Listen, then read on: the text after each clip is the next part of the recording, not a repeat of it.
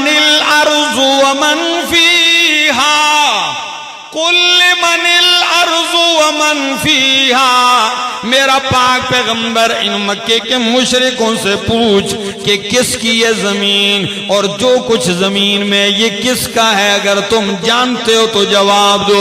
سَيَقُولُونَ لِلَّهِ،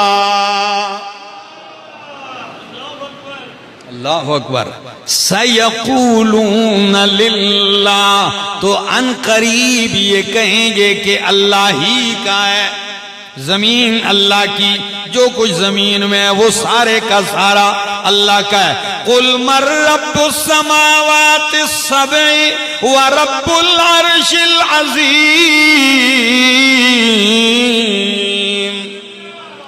میرا پیارا پیغمبر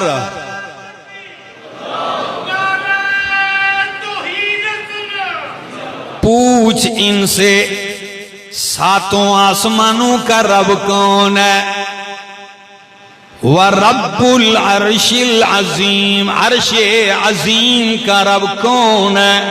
میرا پیغمبر ان مکے کے بت پرستوں سے پوچھ، تو قرآن کہتا ہے سَيَقُولُونَ لِلَّهِ، وہ کہیں گے کہ آسمانوں زمین بلکہ ساتوں آسمان عرش عظیم کا رب کون ہے؟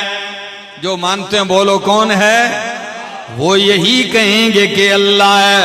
بلکہ اگلی آیت پڑھنے لگا ہوں، ذرا قرآن کیا کہتا ہے؟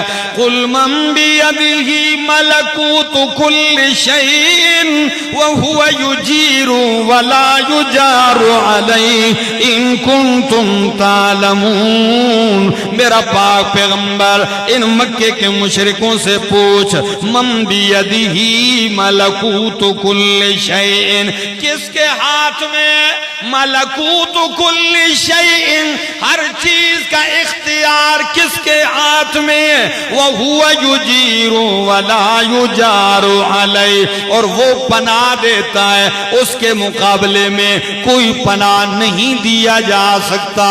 تو جب پوچھ ان سے کہ ہر چیز کا اختیار کس کے ہاتھ میں ہے، پناہیں کون دیتا ہے، اگر جانتے ہو تو جواب دیجئے سَيَقُولُونَ لِلَّهِ، تو وہ کہیں گے کہ پناہیں دینے والا اللہ، ہر چیز کا اختیار رکھنے والا اللہ۔ تو جب مکے کا مشرک یہ ساری باتیں مانتا ہے تو وہ ان آیتوں کو نکالنے یا بدلنے کا مطالبہ نہیں کر رہا۔ پھر میں پوچھتا ہوں کہ وہ کون سی آیت ہے جو مکے کے مشرک کو چبھتی تھی، جس کے بارے میں وہ کہتا ہے بدل ہو، قرآن بدل دے، یہ آیتیں نکال دیجئے۔ آئیے آج سن لیجئے میرے دوستو، وہ آیتیں یہ ہیں کہ قرآن کہتا ہے اللہ لا الہ الا هو الحی القیوم، اللہ لا الہ الا ہو، کہ اللہ ہی الہ ہے، لا الہ کوئی حاجت روا الہ نہیں، الا ہو مگر کون ہے؟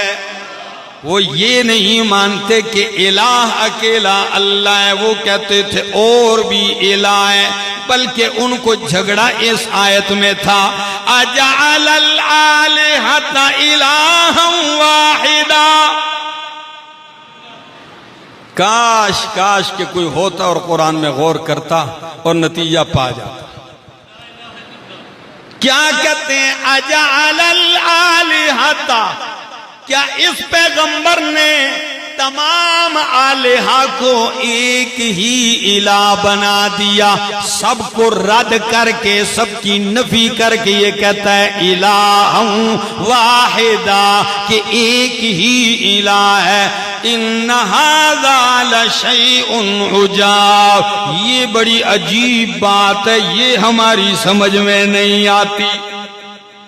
جھگڑا کس میں تھا؟ وہ کہتے تھے کہ الہ اکیلا اللہ نہیں، بلکہ اللہ کے ساتھ اور بھی الہ ہیں، مدد کرنے والے ہیں، بیڑے پار لگانے والے ہیں، کھوٹی قسمتیں کھری کرنے والے ہیں، مال اولاد گھر زندگی میں برکتیں دینے والے ہیں، یہ باقی بھی ہیں۔ بلکہ وہ کہتے تھے کہ قرآن کہتا ہے کہ لا یملکون لِأَنفُسِهِمْ نَفْعًا وَلَا ضَرًّا، جن کو تم الہ مانتے ہو وہ تمہاری مدد تو کجا، وہ اپنے آپ کے نفع نقصان کے مالک نہیں۔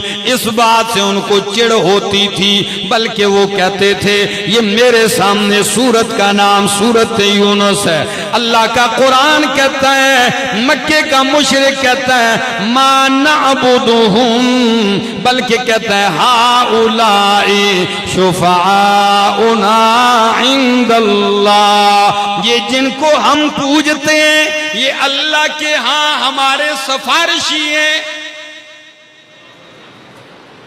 اللہ کو خالق مالک مانتے تھے، لیکن جن کو وہ پوجتے تھے ان کے بارے میں کیا کہتے تھے؟ یہ اللہ کے ہاں ہمارے سفارشی ہیں۔ کیا مطلب ہے؟ کہ اللہ ساڑی سندا نہیں تے انہاں دی موڑدا نہیں، ساڑی انہاں دے اگے تے انہاں دی انہاں دے اگے، یہ ہمارے سفارشی ہیں۔ اور قرآن تیسرے مقام پہ کہتا ہے، یہ میرے سامنے اللہ کا قرآن ہے اور سورت کا نام ہے سورت زمر، 24واں پارہ ہے، دوسری آیت قرآن کیا کہتا ہے؟ الا للہ الدین الخالص، ہائے ہائے ہائے کیا لفظ ہے، الا للہ الدین الخالص، خبردار کائنات والو سن لو، کوئی شفاعت سفارشی جبری قہری، کوئی اللہ کی بارگاہ میں شراکت دار حصے دار نہیں، بلکہ الا للہ الدین الخالص، دین خالص، خالص عبادت اور